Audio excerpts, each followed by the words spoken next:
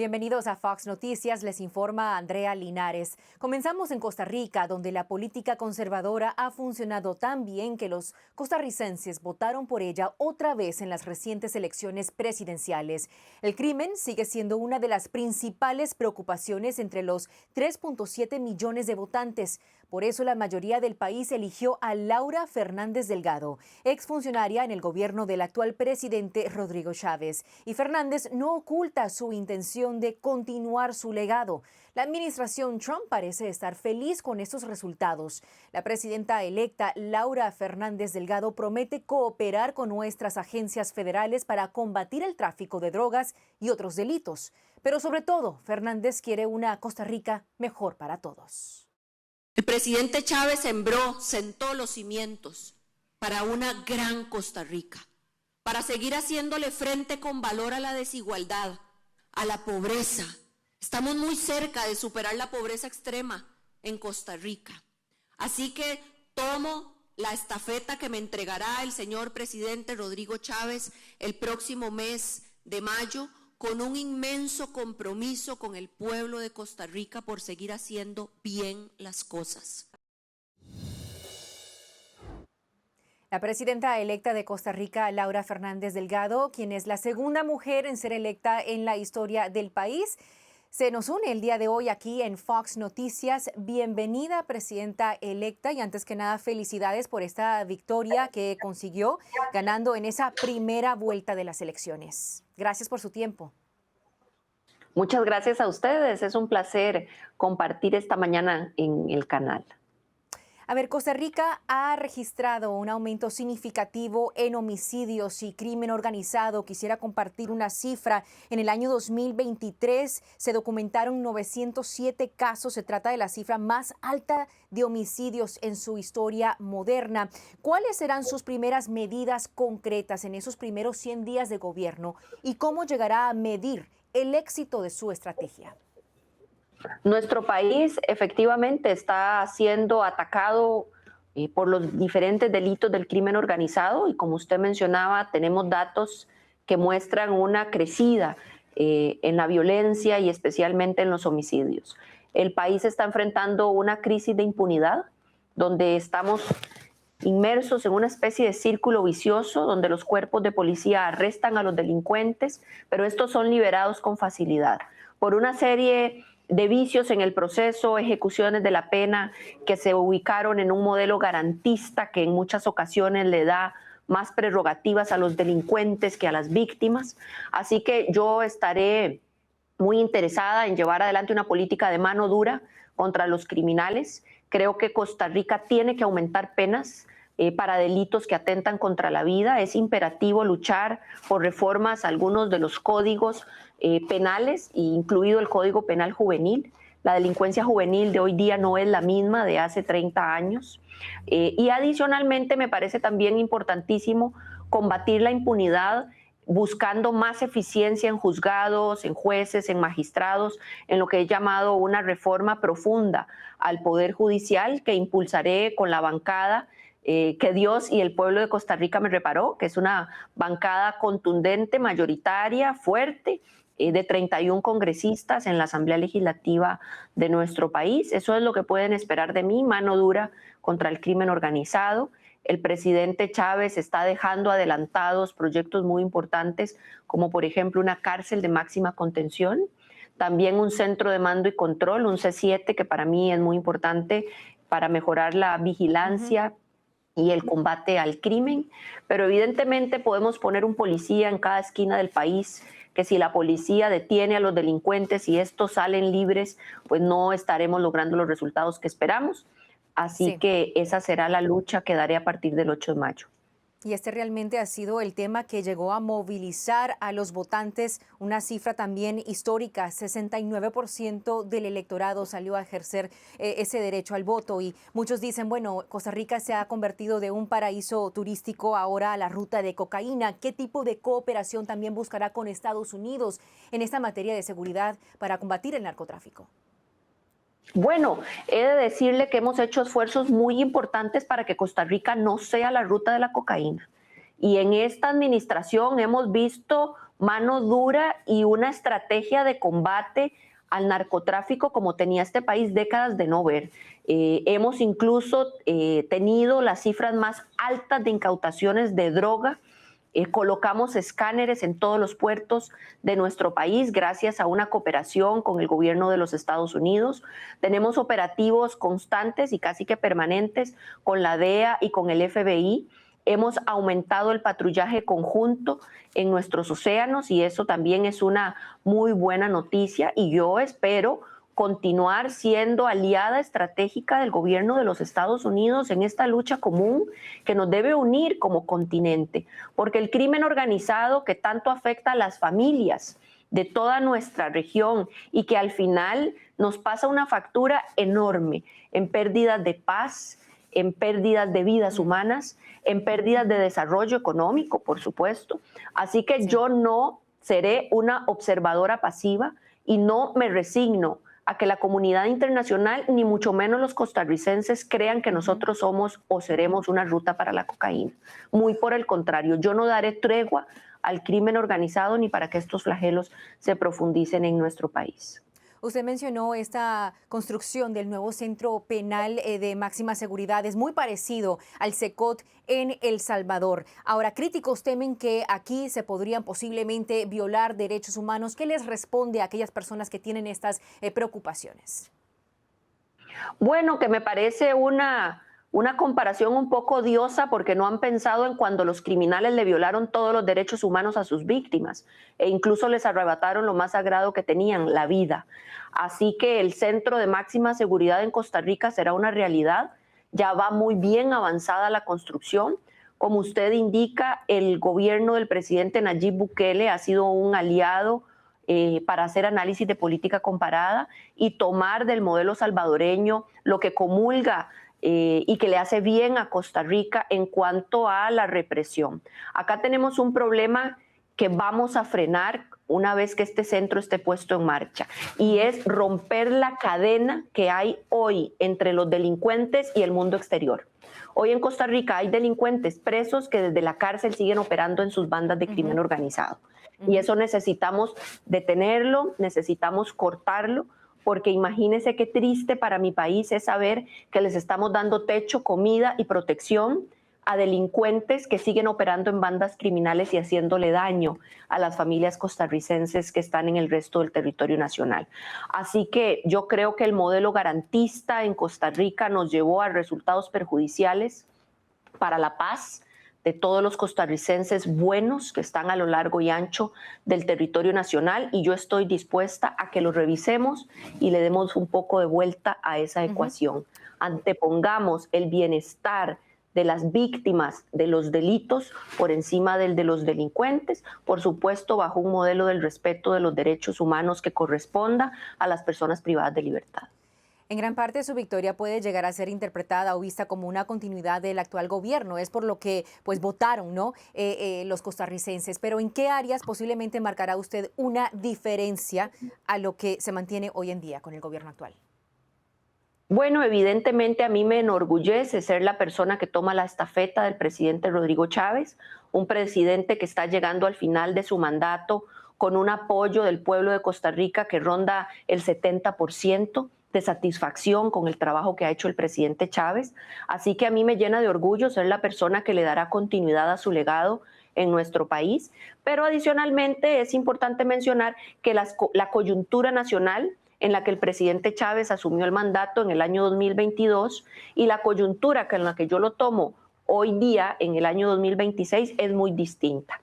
¿Por qué es muy distinta? Porque al presidente Chávez y a quienes formamos parte de su equipo desde el inicio, nos tocó sacar a Costa Rica adelante de una crisis fiscal y de aprietos presupuestarios muy serios, producto de muy malas decisiones en el manejo fiscal, tributario, de la política económica y monetaria del país. Hoy día Costa Rica está en proceso de consolidación de una consolidación financiera, una consolidación de una eficiencia en el uso de los recursos públicos que nos da un poco más de holgura para manejar algunos temas de política pública como las políticas sociales, las políticas educativas. Somos un país en camino a la recuperación económica y eso nos permite mejorar y aumentar la inversión, por ejemplo, en educación, por ejemplo, en salud, también invertir más en seguridad y en otras cosas que don Rodrigo Chávez evidentemente no pudo por esa estrechez presupuestaria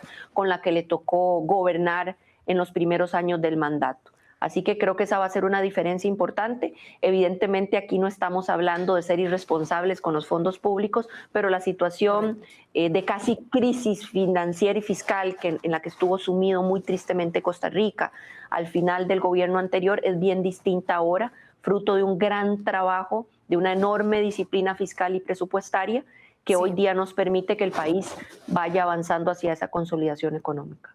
Y brevemente, presidenta electa, antes que se nos acabe el tiempo, quisiera hablar sobre el manejo de inversión china, porque China ha llegado a ampliar su presencia en infraestructura y energía en Centroamérica. Quisiera saber cómo planea Costa Rica mantener ese equilibrio, ese balance entre oportunidad económica y riesgos estratégicos. Nosotros tenemos relación bilateral con China, efectivamente. Es una relación que tenemos desde hace varios años. Sin embargo, nuestro país no tiene enorme cantidad de inversiones chinas en Costa Rica. Yo estoy dispuesta a trabajar con todos los países del mundo con quienes Costa Rica tiene relaciones diplomáticas, de comercio, evidentemente en libertad, en paz, en un respeto absoluto de las diferentes soberanías nacionales. En el caso de China, tuvimos algunos contratiempos, lo que yo diría presuntos casos de corrupción en algunas empresas chinas que pretendieron hacer negocios un poco oscuros con instituciones o empresas públicas del Estado costarricense. Y ahí me correspondió a mí, como ministra de la Presidencia del gobierno del presidente Chávez, levantar la voz con mucha fuerza y contundencia, y no porque se tratara de una empresa china. Así lo haré cuando se trate de cualquier empresa del país que sea, incluso empresas costarricenses. Yo soy cero tolerante a la corrupción, cero tolerante a cualquier manoseo de negocios del Estado con empresas privadas, sean de China o de cualquier otro país. Así que ante las presunciones de que algo estaba mal, nuestro gobierno de manera fuerte y contundente presentó las denuncias penales que corresponden, y eso es lo que pueden esperar de mí hacia el futuro.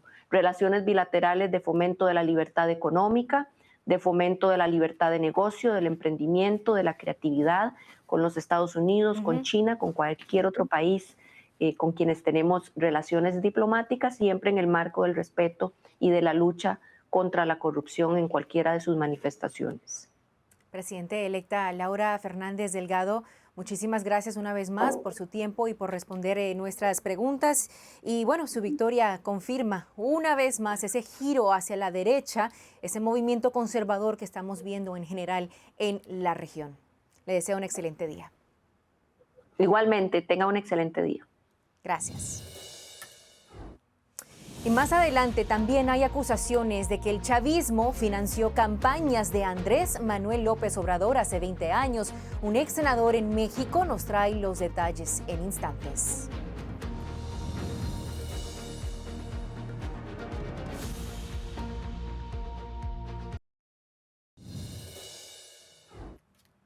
Bienvenidos de vuelta a Fox Noticias. La reputación de corrupción en México sigue fortaleciéndose y generando preocupación dentro y fuera del país. En Nueva York, las acusaciones contra el dictador venezolano Nicolás Maduro revelan posibles vínculos entre su país y México.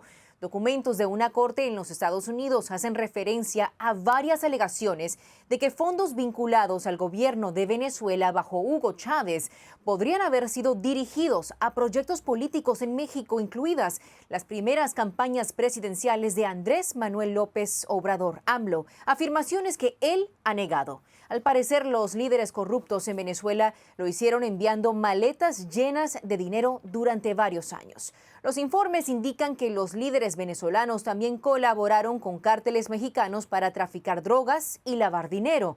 Y considerando que López Obrador fue el mentor de la presidenta mexicana Claudia Sheinbaum, la pregunta es, ¿podría ella responder a estas alegaciones? Roberto Gil Suárez, ex senador conservador en México, me acompaña el día de hoy para abordar este tema. Bienvenido a Fox Noticias. Gracias, Andrea, por la invitación a estar en tu programa con Fox News. Claro que sí. Antes que nada, ¿cómo evalúa estas alegaciones que estamos conociendo? Se trata de evidencia muy relevante, muy grave, sobre posibles vínculos de origen ilegal entre el régimen chavista y México. Es parte de una serie de especulaciones que hemos tenido en nuestro país. La cercanía ideológica, política y de negocios entre Andrés Manuel López Obrador, su partido, con el régimen chavista es muy evidente.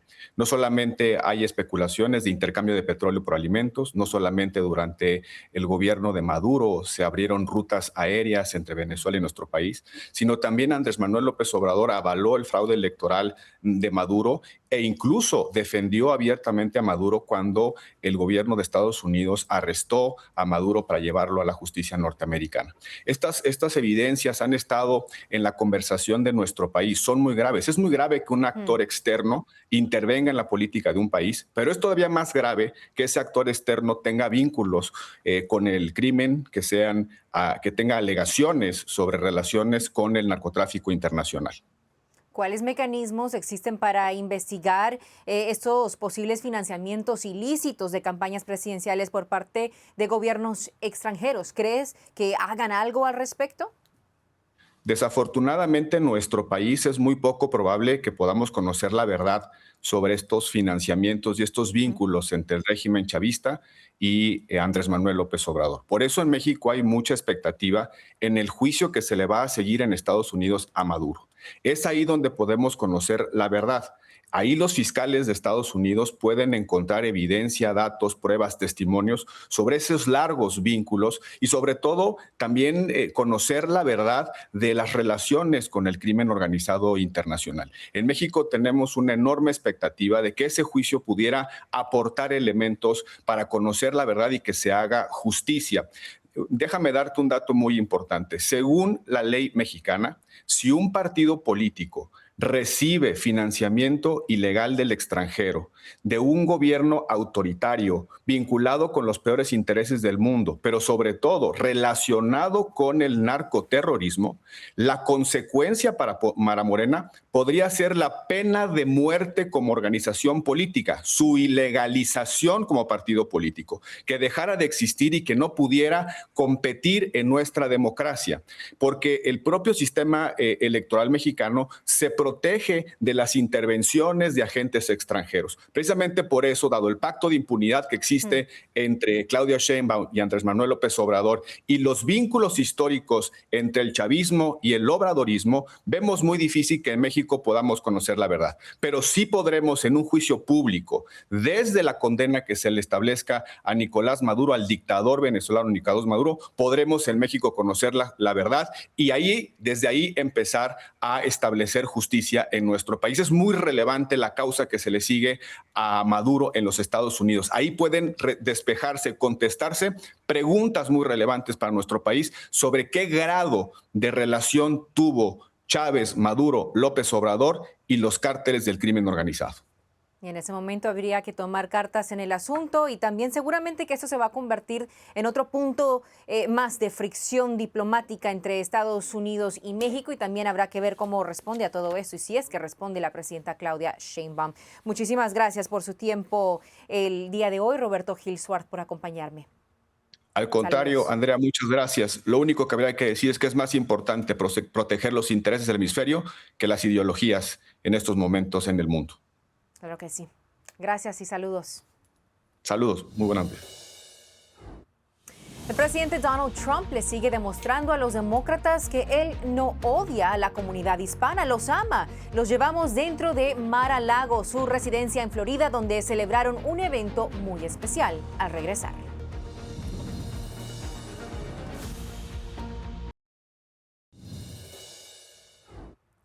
Bienvenidos de vuelta a Fox Noticias. El presidente Donald Trump continúa demostrando que los demócratas están equivocados. No odia a los hispanos, los ama y quiere que sean exitosos. De hecho, Trump desea tanto su éxito que abrió su residencia en Florida, Mar-a-Lago, para la Gala de Prosperidad Hispana. Asistí a este gran evento que realmente fue inolvidable y lo que viví fue una muestra clara de lo que significa ser latino, estadounidense y conservador en estos tiempos. Veamos.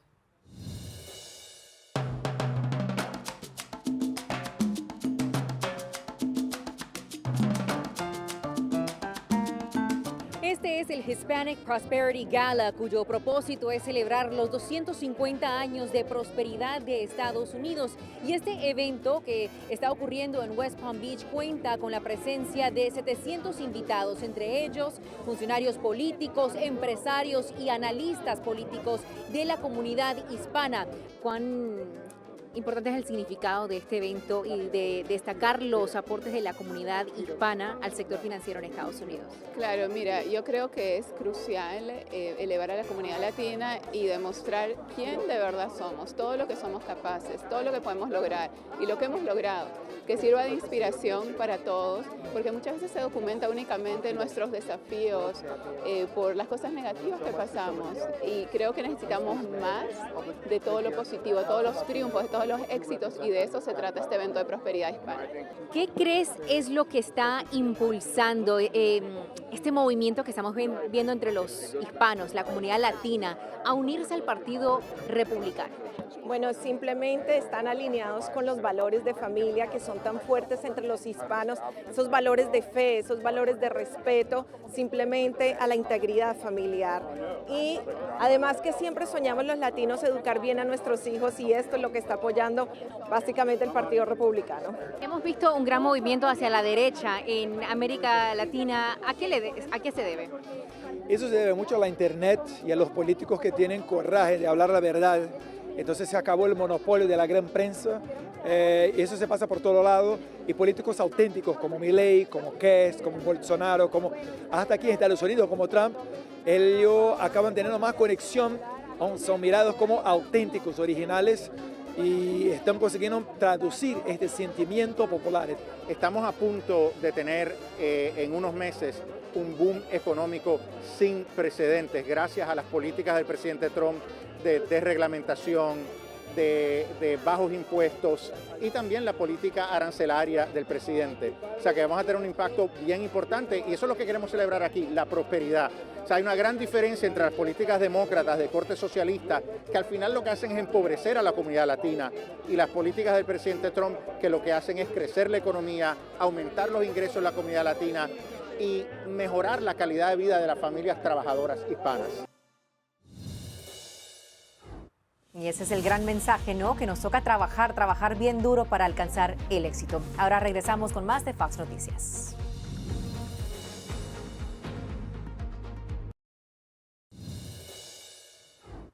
Muchísimas gracias por acompañarnos el día de hoy. Recuerden que nos pueden seguir en Instagram, Facebook, X, TikTok y WhatsApp para que no te pierdas absolutamente nada con Fox Noticias. Yo soy Andrea Linares. Hasta mañana.